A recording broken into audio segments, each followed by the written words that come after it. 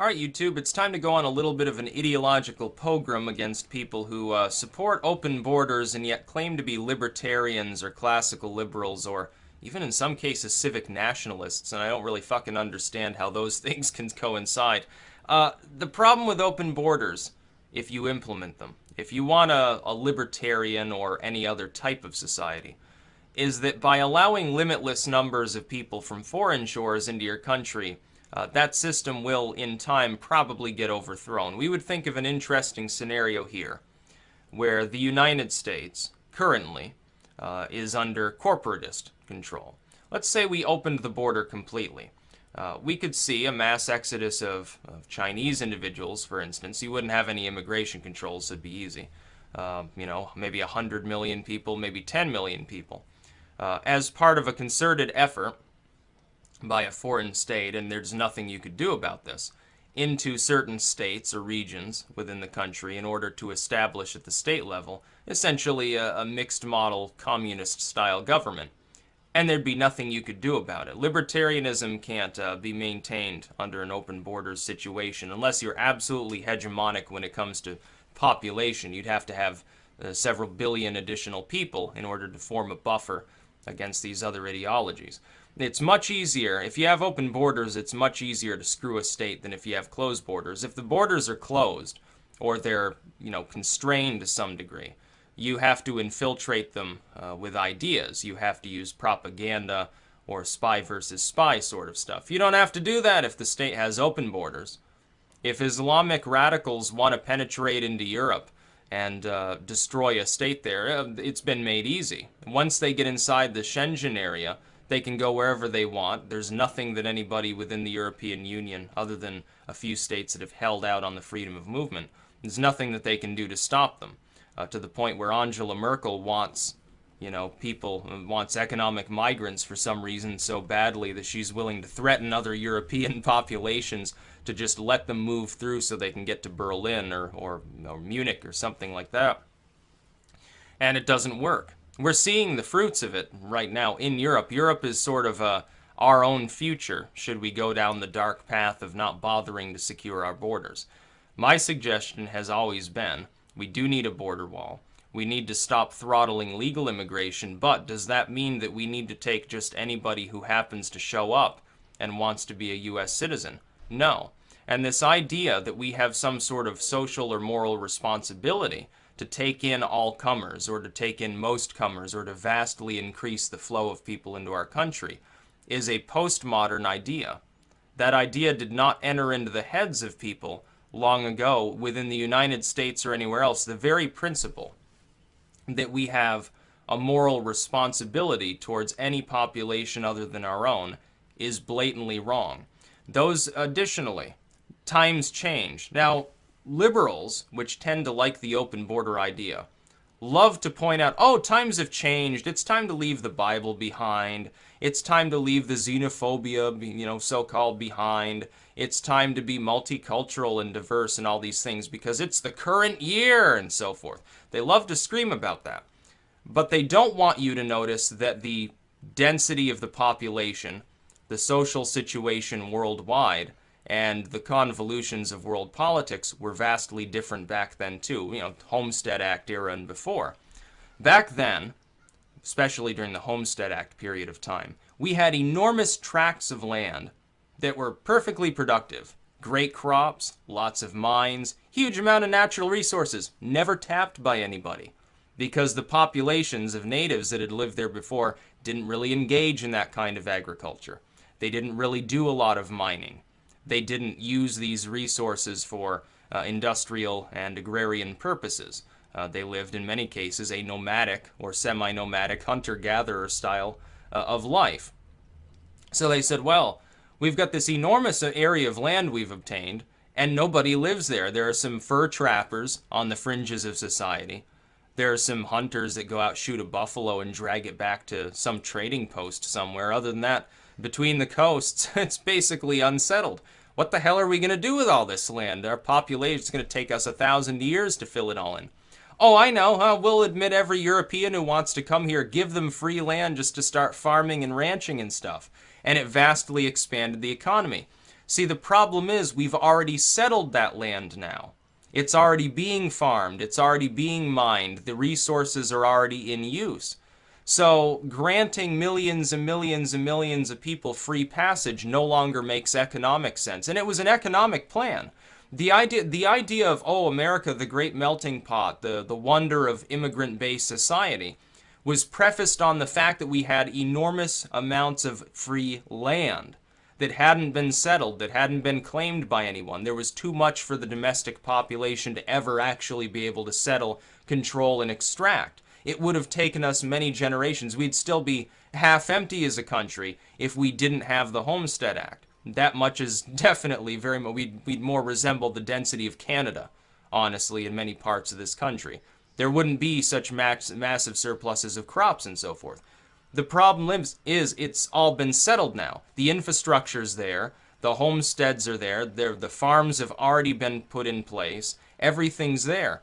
Now, we look at the world around us, we've got an additional problem.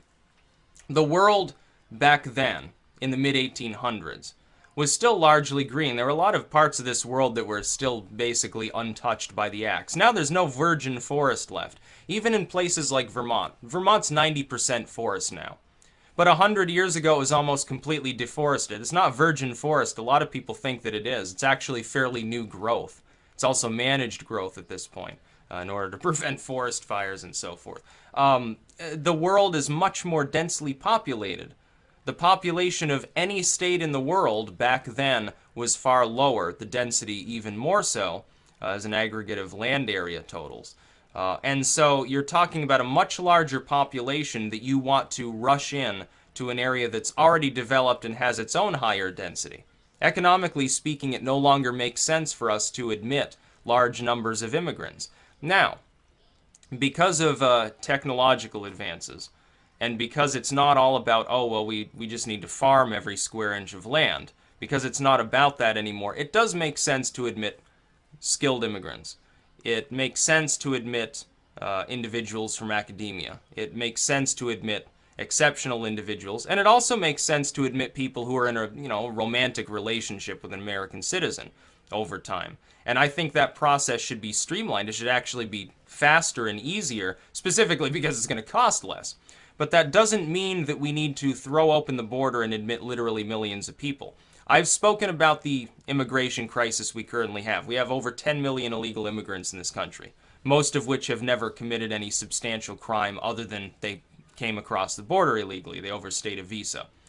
I am in favor of a one-time solution granting conditional residency to these people. As long as, again, if they've got a serious and incurable communicable disease, they need to go out. If they've committed a felony while here, they need to go out. Or a violent misdemeanor. I would class as the same. Other crimes, they smoked a joint. I don't fucking care if they did that. But it's got to be a one-time thing. Because twice before in our country, we've made these comprehensive immigration solutions. We grant amnesty or conditional residency to a slew of people, but the border never actually gets the safeguarding that it needs. The border wall's not completed, and the additional agents and technology are never deployed, and so then again, a decade later, you have the same problem. And that's fundamentally how you're going to solve it. It's the only way you're going to solve it. You need the border wall. You do need the additional agents and the deployment of all of this technology, to sensors and so forth, to keep people from tunneling under it. Yeah, you need all of that. It's going to have to be something that we do. Then and only then can we control who is coming into the country. I have no problem with that flow being increased. And it will still be overall far fewer people because you won't have millions and millions of illegal immigrants.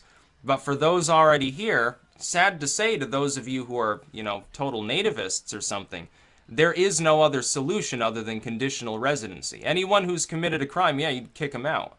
Whether they've got a romantic attachment to the U.S. citizen that they're with here or not, that wouldn't matter to me. Yeah, I'd kick them back out. I don't care. I wouldn't care if I had to pay Mexico a bribe just to get them to fold, to bend knee and take these people back.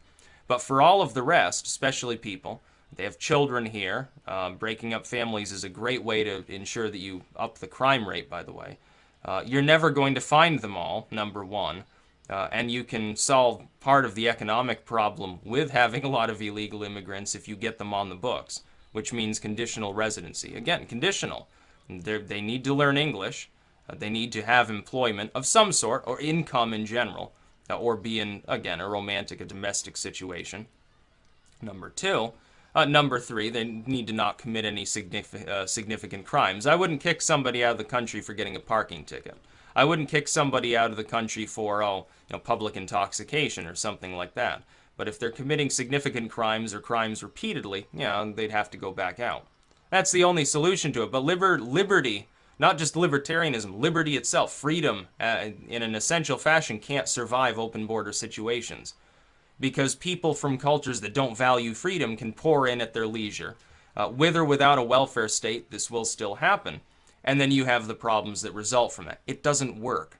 Mass immigration is no longer a solution to economic and social problems in any part of the Western world. Once upon a time, it could be. You could fill in empty spaces of land, increase your economy, increase drastically your manpower. It was possible to assimilate these people because they were coming in specifically to farm their plots, specifically to own the store, to create the factory, to mine the coal, mine the gold, or whatever it happened to be. That's why they came here. Instead, lately, a lot of people come here because we have a social safety net in tandem with jobs. They get a shitty job, but they're going to get assistance. Or they come here because the legal immigration process is unduly throttled. And that's why they're here. It's easier because, under Obama's presidency, he didn't want to deport anyone. When he started deporting people, they would go across and come right back in largely because there was never a coherent border defense system. Now we've got the chance. For the next 2 years at least, we have a chance to address this problem in a sane fashion. This should be priority number one for Donald Trump. He shouldn't be, go ahead and dibble-dabble around with the healthcare law. And I'll speak about that later in my opinion on Ryan Care as well. Go ahead and fiddle with that, but your priority number one really should be building the wall, deporting criminal illegals, and setting up some sort of conditional system for the rest that will end up remaining here. They will. It doesn't matter who the president is. It doesn't matter the constituency of the legislature. It doesn't matter how many Democrats or Republicans are there. They're going to remain here. Trump has alluded to this himself. Nativism will not win the day. Populism will. These people there are going to be things associated with them staying here. They're going to have responsibilities to do so. But they're not going to get forced out. They're not just going to get Gestapo'd back across the border. It's never going to happen. It would probably alienate all of Latin America if we tried. Economically speaking, we'd probably fuck ourselves. We probably would. We probably would descend into chaos. And obviously, Trump didn't build multi-billion-dollar business deals by being stupid enough to cause such a situation. But open borders don't work. They never have and they never will. It's an invitation to be conquered by some group of people that won't assimilate and specifically thinks that having open borders is dumb, so why not take advantage of their dumbness? That's about all.